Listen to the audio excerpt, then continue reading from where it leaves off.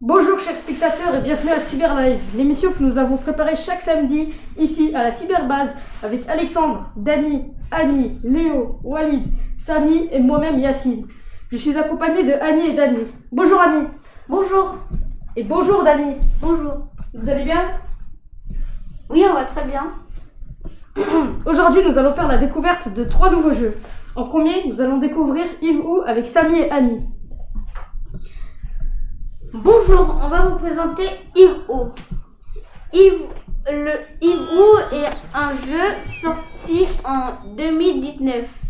Le concepteur du jeu s'appelle Frédéric Quaspo. Le nom du studio s'appelle le studio Cartel. L'édition du jeu s'appelle Devolver Digital. On peut y jouer sur Nintendo Switch, Windows et Mac OS. Le prix du jeu sur Steam s'appelle 10 euros. Coûte 10 euros, désolé pour l'erreur. Donc après, sur les Nintendo Shop, ça peut coûter un petit peu plus cher, comme 35 euros ou un petit peu moins. Alors, après, le style du jeu, c'est de plateforme et de coopération. Par exemple, des plateformes parce que tu dois aller sur d'autres plateformes ou tu dois jouer en coopération si tu joues multijoueur. Après, si tu joues solo, tu n'auras pas besoin de coopération.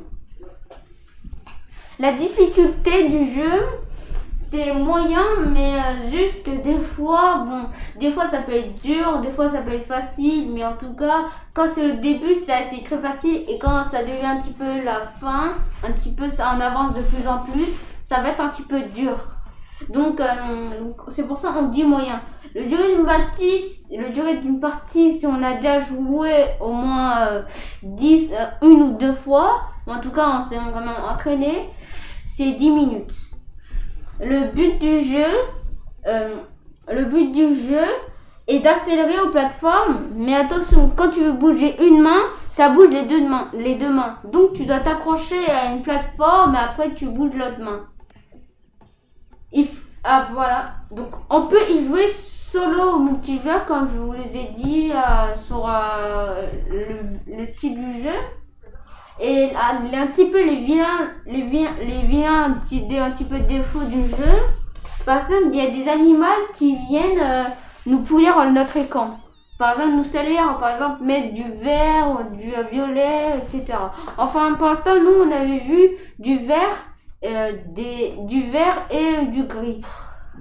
Donc voilà.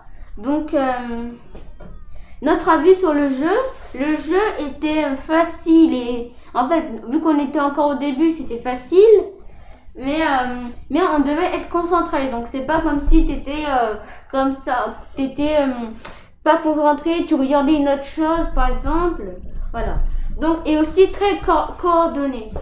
Les plateformes sont un petit peu inaccessibles parce que des fois tu dois faire des sauts, un petit peu des sauts. Donc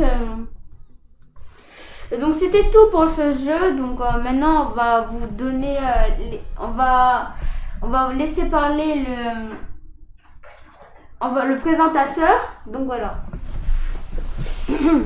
Merci pour cette explication parfaite de Yves Ou.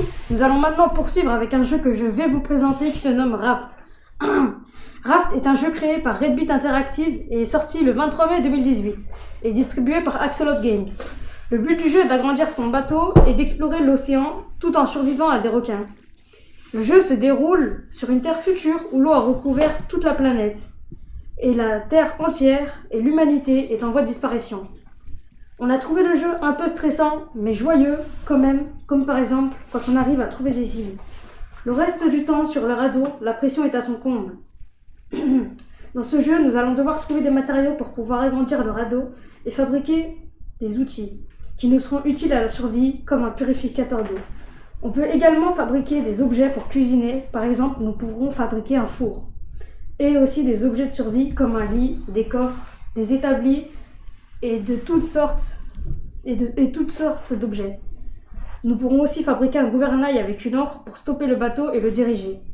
Plus tard, dans le jeu, nous découvrirons aussi des radios et d'autres radeaux, mais toujours aucune trace de vie. Vous serez capable de retrouver et de sauver l'humanité?